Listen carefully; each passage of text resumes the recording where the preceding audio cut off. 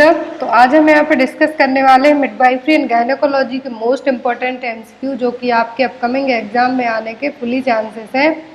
तो यहाँ पे वीडियो में एंड तक जरूर बने रहें। जो भी लोग चैनल पर नए हैं चैनल को सब्सक्राइब करके बेल आइकन बटन को प्रेस करें। तो यहाँ पर जितने भी क्वेश्चन हम सॉल्व करेंगे मोस्टली यहाँ पे गायनेकोलॉजी के क्वेश्चन रहेंगे, बट 2 और 3 क्वेश्चन हैं जो कम्युनिटी हेल्थ नर्सिंग और मेडिकल सर्जिकल नर्सिंग से भी ऐड किए हुए हैं। तो यहाँ पर जितने भी वीडियोस आपके लिए अपलोड किए जाते हैं चैनल पर वो ओनली आपके नॉर्सेट एग्जाम के अलावा जो भी लोग अदर स्टेट के लिए एग्जाम देते हैं उनके लिए भी वो वीडियो हेल्पफुल हैं। तो वीडियोस को एंड तक जरूर देखा करें ताकि आपके लिए नए नए कंटेंट और नई नई चीज़ें प्रोवाइड हो पाएँ। और जो भी लोग एम्स के प्रीवियस ईयर पेपर परचेस करना चाहते हैं तो आप इंस्टामोजो की लिंक डिस्क्रिप्शन बॉक्स में मिल जाएगी, वहाँ से ले सकते हैं, या फिर आप डायरेक्ट व्हाट्सएप नंबर पर कांटेक्ट करके भी आपको पूरा डिटेल में बता दिया जाएगा कि आपको पेपर कैसे परचेस करना है। तो यहाँ पर ऑलरेडी जो एम्स के जितने भी पेपर हुए स्पेशली दिल्ली एम्स में हुए हैं, क्योंकि अलग अलग एम्स के जो पेपर हुए हैं ओनली एम्स दिल्ली, जोधपुर, ऋषिकेश को छोड़कर और एम्स पटना को छोड़कर सभी जगह 100 MCQs आए थे पेपर में। तो सभी को डाउट है कि ये पेपर आए भी हैं या नहीं, तो इसलिए मैं आपको बता दूं कि सभी क्वेश्चन जो ऑफिशियल पेपर मैंने सेलिंग मोड पे लगाए हैं सभी ऑफिशियल पेपर है, मैंने उनमें अपने से कुछ भी ऐड नहीं किया है। हाँ, जो मेमोरी बेस्ड पेपर रहे हैं उन पेपर्स में मैंने रीजनल जरूर ऐड किए हैं किस चीज़ का आंसर है क्यों रहा है।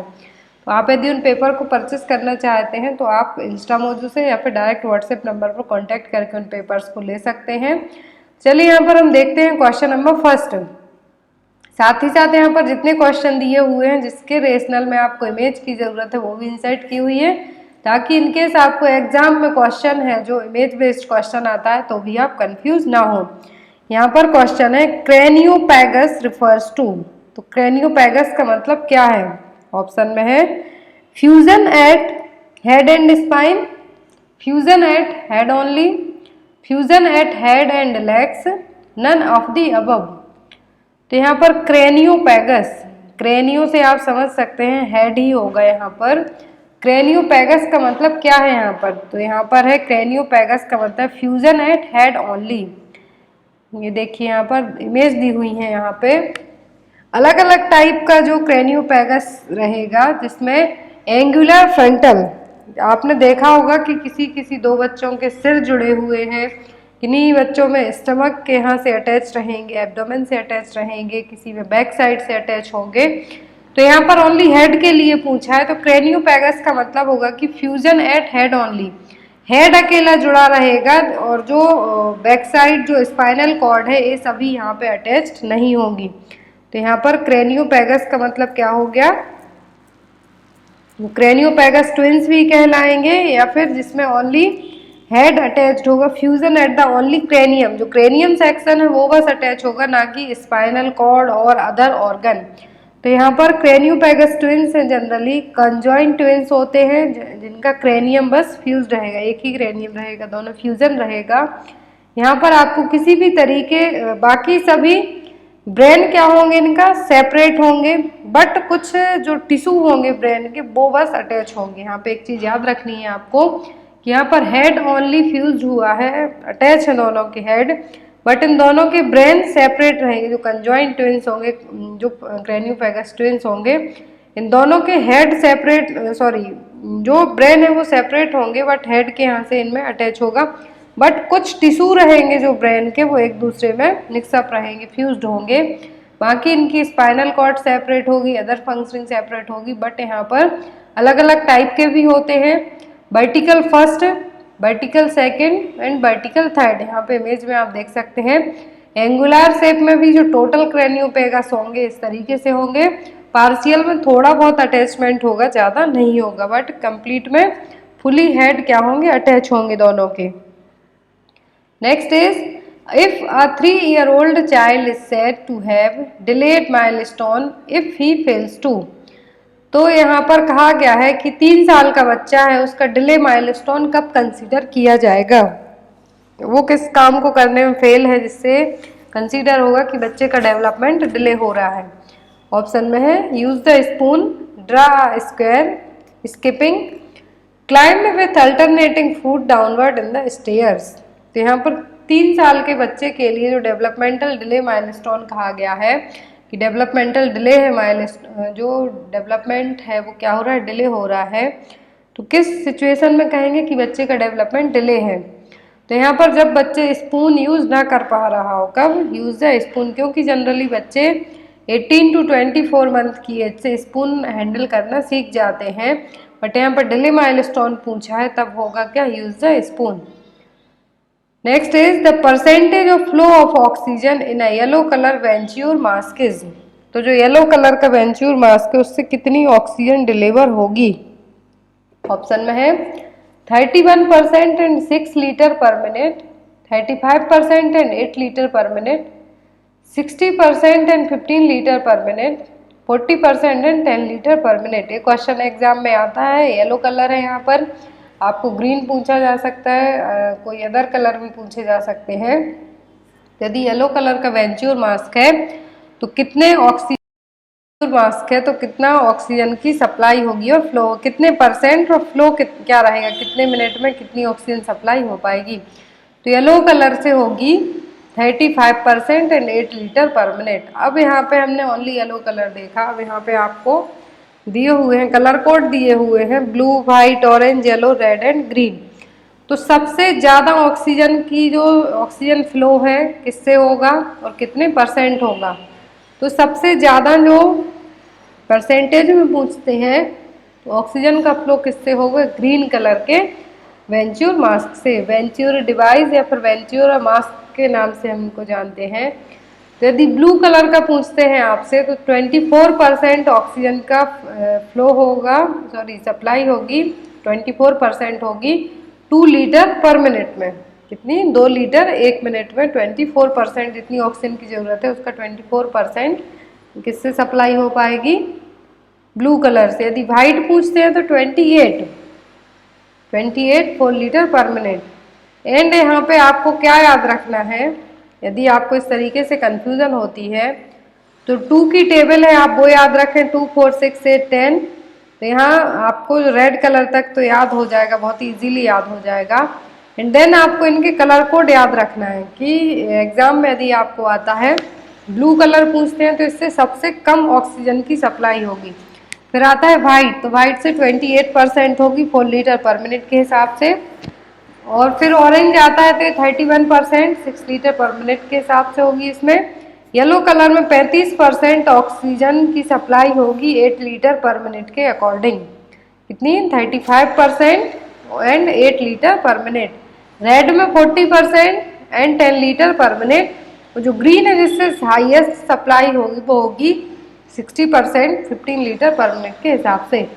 तो यहाँ पे आपको एग्जाम में हो सकता है ग्रीन कलर का वेंच्योर मास्क दे दिया जाए, रेड कलर का दे दिया जाए और आपसे पूछा जाए कि ये डिवाइस है क्या और इससे कितनी ऑक्सीजन की सप्लाई होगी। तो आपको यहाँ पर जो 6 कलर कोड में दिए हुए हैं वेंच्योरा मास्क, इनका क्या याद रखना है? Colour code. कलर कोड के साथ साथ इससे कितनी ऑक्सीजन की सप्लाई होगी, हाईएस्ट किससे होगी? ग्रीन से, और लोएस्ट किससे होगी? ब्लू से। Next is occurrence of Oedipus complex is commonly seen in which age. तो ओडिपल कॉम्प्लेक्स है जो किस एज में देखने को मिलेगा? ऑप्शन में है girls between 1 to 3 year of age, boys between 1 to 3 year of age, girls between 3 to 5 year of age, या फिर boys between 3 to 5 year of age. तो साइको एनालिटिकल थ्योरी है उसके अकॉर्डिंग, जो साइको एनालिटिकल थ्योरी दी है Sigmund Freud ने, उसके according ऑडिपल complex है जो कब डेवलप होगा और किस एज में होगा। तो जनरली ऑडिपस कॉम्प्लेक्स पूछते हैं तो बॉयज में होगा 3 to 5 ईयर की एज में। जो प्री स्कूलर होते हैं उनमें ऑडिपल कॉम्प्लेक्स क्या होगा? डेवलप होगा। कब? 3 से 5 साल की एज में। और गर्ल्स में जैसे बॉयज़ में 3 to 5 ईयर की एज में क्या हुआ? ऑडिपल कॉम्प्लेक्स हुआ, वैसे ही गर्ल्स में 3 to 5 ईयर की एज में इलेक्ट्रा कॉम्प्लेक्स डेवलप होगा। अपोजिट सेक्स की तरफ जो डेवलपमेंट होगा। तो यहाँ पर आपने देखा होगा कि छोटे बच्चे होते हैं उनको अपनी मदर से ज़्यादा अटैचमेंट होता है एज कम्पेयर टू फादर के। तो सेम थिंग यहाँ पर तो ऑडिपल कॉम्प्लेक्स पूछते हैं और बॉयज गर्ल्स अलग अलग ऑप्शन में आता है, तो आपको याद रखना है कि प्री स्कूल एज चिल्ड्रन में होगा और किस में, बॉयज में होगा, और गर्ल्स में पूछते हैं तो क्या होगा, electra complex. Next is DPT is contraindicated in which age. तो डीपीटी कब है जो कॉन्ट्रा इंडिकेट रहेगी? ऑप्शन में है family history of conversion, mild diarrhoea, progressive neurological illness या फिर एक्यूट रेस्पिरेटरी ट्रैक्ट इन्फेक्शन। तो डिप्थीरिया, पर्टिसिस, टिटनेस जो वैक्सीन है कब कॉन्ट्रा इंडिकेट रहेगी? जब किसी को न्यूरोलॉजिकल इलनेस हो, पहले से ही हो, क्या हो, प्रोग्रेसिव न्यूरोलॉजिकल इलनेस हो, उस केस में जो डीपीटी का पर्ट्यूसिस कंटेंट है बहुत ही ज़्यादा लीथल कॉज क्रिएट कर सकता है। जनरली जिन बच्चों को फेब्राइल फिट्स की सिचुएशन होती है, बच्चों को, ना कि फैमिली हिस्ट्री में मैंने यहाँ पे कहा कि जिन बच्चों को कन्वर्जन्स की सिचुएशन होती है, सीजर्स की सिचुएशन होती है पहले से ही, उनमें पर्ट्यूसिस कंटेंट जो है अवॉइड किया जाता है, क्योंकि और ज़्यादा कन्वर्जन्स लाने का रीज़न बन सकता है।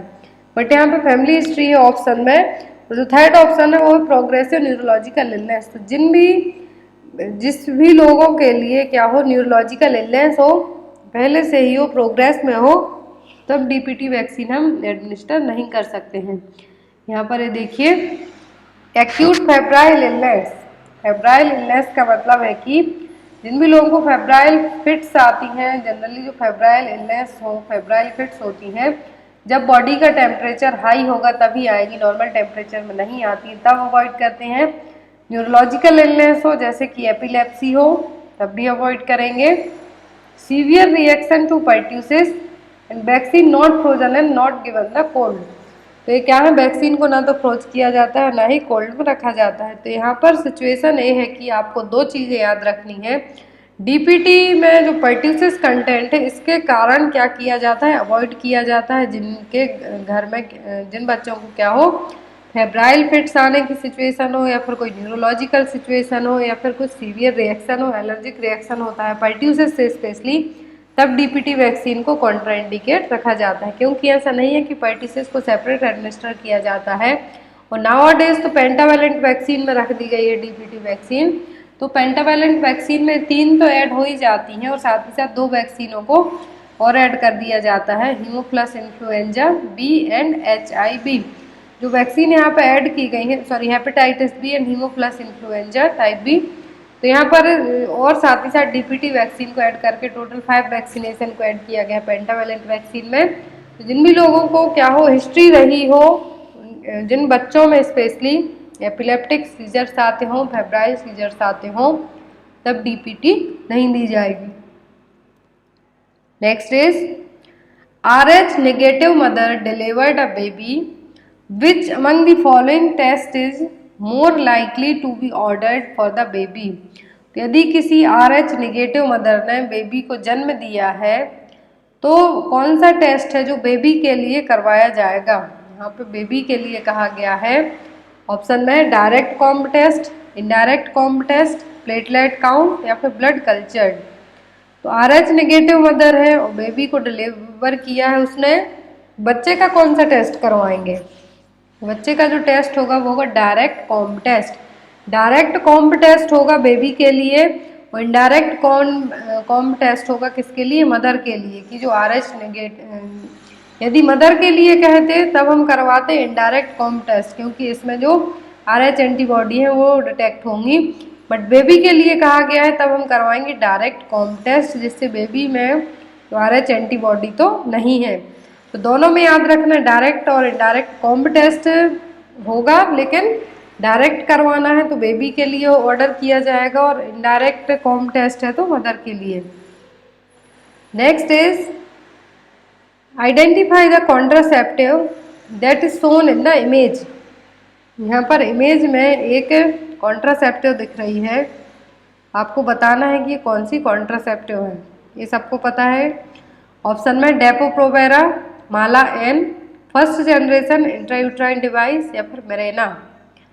तो जो यहाँ पर कॉन्ट्रासेप्टिव दिख रही है, इसका नाम क्या है? तो है मेरेना। क्या है?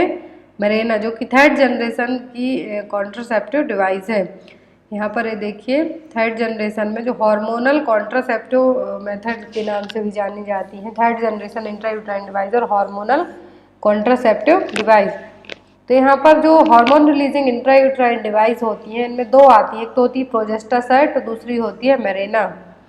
तो प्रोजेस्टासाइट में ओनली प्रोजेस्टेरॉन रहता है और मेरेना होगी इसमें लेवोनोजेस्ट्रॉल प्रेजेंट होगा।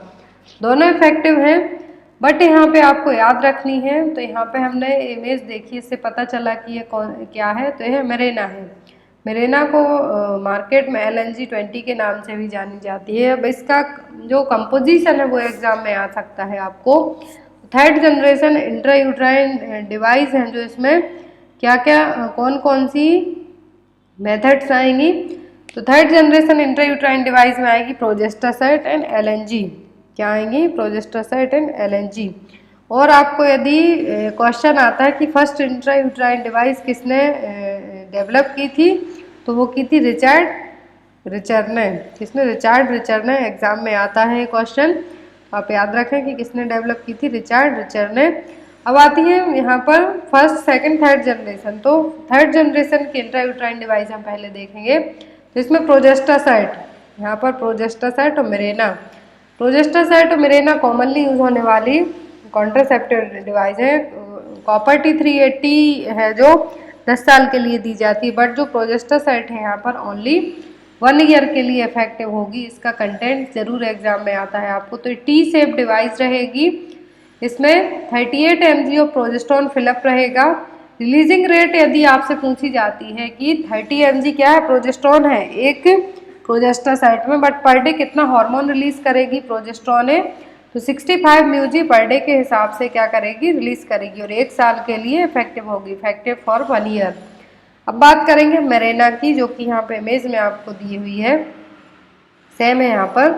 Marina 20 mg of levonorgestrel release करेगी और इफेक्टिवनेस होगी 5 ईयर और इफेक्टिव रेट है इसकी 99%। फेलियर रेट है 0.2%। क्या है इसके फेलियर रेट? 0.2%। और जो कॉन्ट्रासेप्टिव मेथड इनकी फेलियर रेट को पता करने के लिए कौन सा इंडेक्स यूज होता है? Perl index. एग्जाम में आता है कॉन्ट्रासेप्टिव फेलियर को पता करने के लिए कौन सा इंडेक्स यूज किया जाता है, तो वो पर्ल इंडेक्स। अब हम यहाँ पे बात करेंगे डेपो प्रोवेरा। यहाँ पर डेपो प्रोवेरा क्या है? मेड्रॉक्सीप्रोजेस्टेरॉन एसीटेट, DMPA के नाम से मार्केट में अवेलेबल होती है डेपो प्रोवेरा, जिसको इसका ब्रांड नेम क्या है? मेड्रॉक्सीप्रोजेस्टेरॉन एसीटेट, जो कि कॉन्ट्रासेप्टिव इंजेक्शन है जिसमें प्रोजेस्टेरॉन हार्मोन रहेगा और ये इंजेक्शन एवरी 3 मंथ में दिया जाता है। हर 3 महीने में डेपो प्रोवेरा इंट्रामस्कुलर रूट के थ्रू एडमिनिस्टर किया जाता है और इसका मोड ऑफ एक्शन क्या होता है कि जो ओवुलेशन की प्रोसेस है उसको ही सप्रेस करेगा, जिससे ओवरीज क्या करेंगी, एग को रिलीज नहीं कर पाएंगे। Typically suppress the ovulation keeping your ovaries from releasing an egg. तो जो एग है ओवुलेशन की प्रोसेस को ही सप्रेस करेगा, तो एग कैसे रिलीज होगा? और डेपो प्रोवेरा को जनरली बनाता कौन है? फाइजर कंपनी बनाती है। तो यहाँ पे आपको फाइजर कंपनी तो याद नहीं रखनी है, बट इसका कंटेंट याद रखना है। तो प्रोजेस्टेरॉन हार्मोन रहेगा इसमें, DMPA के नाम से मार्केट में अवेलेबल होगी और एवरी 3 मंथ में इसका जो इंजेक्शन है वो एडमिनिस्टर किया जाता है। Next is adolescent pregnant mother at risk for which complication during the pregnancy.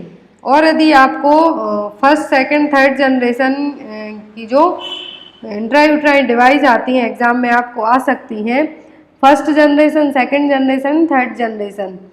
तो जो फर्स्ट जनरेशन में जितनी भी कॉन्ट्रासेप्टिव डिवाइस होंगी, सेकंड में होंगी, थर्ड में होंगी, इनको लेके सेपरेट एक वीडियो है चैनल पे आपको मिल जाएगा, फैमिली प्लानिंग और कॉन्ट्रासेप्टिव मेथड को लेके, जिसमें आपको एटलीस्ट 30 से 40 क्वेश्चन कवर हो जाएंगे और हो सकते हैं कि उनमें आपके लिए एग्जाम में क्वेश्चन जरूर आए, क्योंकि अभी तक जितने स्टेट लेवल के पेपर हुए हों उस जो कॉन्ट्रासेप्टिव मेथड को लेके क्लासेस ली गई उनमें से जरूर क्वेश्चन आए हैं। तो आप उसको एक बार जरूर प्रेफर करें, क्योंकि वहाँ पर आपको पूरी कॉन्ट्रासेप्टिव मेथड 30 मिनट में पूरी एक्सप्लेन करके बताई हुई है। नेक्स्ट है यहाँ पर adolescent pregnant mother at risk for which complication during the pregnancy. तो जो एडोलेसेंट मदर होती है, एडोलेसेंट एज ग्रुप क्या रखा गया है? 10 to 19 ईयर। तो इस एज में यदि मदर प्रेग्नेंट होती है, प्रेग्नेंट लेडी है कोई, प्रेगनेंसी में क्या कॉम्प्लिकेशन होने के चांसेस ज़्यादा होंगे? ऑप्शन में eclampsia, pre eclampsia, diabetes mellitus या फिर आयरन डेफिशिएंसी एनीमिया। तो जो एडोलेसेंट प्रेग्नेंट मदर है इनमें सबसे ज़्यादा किस कॉम्प्लिकेशन होने के चांसेस हैं? तो एक्लेम्सिया, प्री एक्लेम्सिया और डीएम तीनों लेट एडल्टहुड में होने वाली समस्या है। जब एज कितनी हो, मोर देन 35 ईयर हो, तब ज़्यादा चांसेस होते हैं इसके डेवलप होने के। But iron deficiency anaemia most common complication हो सकता है एडोलेसेंट प्रेगनेंसी में। तो यहाँ आप मार्क कर सकते हैं ऑप्शन डी को, टीनेज प्रेगनेंसी और adolescent pregnancy. Next is an in image which kind of lie is seen. तो यहाँ पर इमेज दिख रही है आपको, बेबी का प्रेजेंटेशन दिख रहा है, तो यहाँ पर आपको लाई पहचानना है कि किस टाइप का लाई है। ऑप्शन में ट्रांसवर्स, ऑब्लिक, लॉन्गिट्यूडनल या फिर नन ऑफ द अबव। तो यहाँ पर जो बेबी की पोजीशन दिख रही है क्या है? Cephalic position and vertex presentation है यहाँ पर। तो ये जो कौन सी लाई है जो सबसे कॉमन है वो क्या है? लॉन्गिट्यूडनल लाई, जो कि 99% केस में पाई जाती है। तो यहाँ पर आपका आंसर क्या होगा? डी। यहाँ पर आपका आंसर होगा डी, लॉन्गिट्यूडनल लाई है जो यहाँ पे आपको देखने के लिए मिल रही है। वर्टेक्स प्रेजेंटेशन है लॉन्गिट्यूडनल लाई। अब लाई है क्या यहाँ पर? It refers to the relationship of the long axis of the fetus to the long axis of the centralized uterus or maternal spine।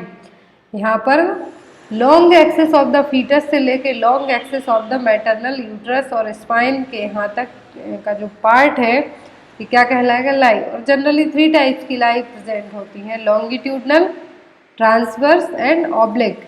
तो लॉन्गिट्यूडनल लाई जो कि सबसे कॉमनली देखने को मिलती है, इसमें वर्टेक्स और ब्रीच प्रेजेंटेशन दोनों मिल सकते हैं, बट जो मोस्ट कॉमन प्रेजेंटेशन होगा वो होगा वर्टेक्स एंड सेफेलिक प्रेजेंटेशन।